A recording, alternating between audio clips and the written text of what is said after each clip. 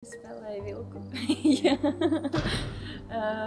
Tādu mazliet varbūt ar aizturi vilku, bet vilku. Tad otrs tēls man ir Gailis, es esmu arī.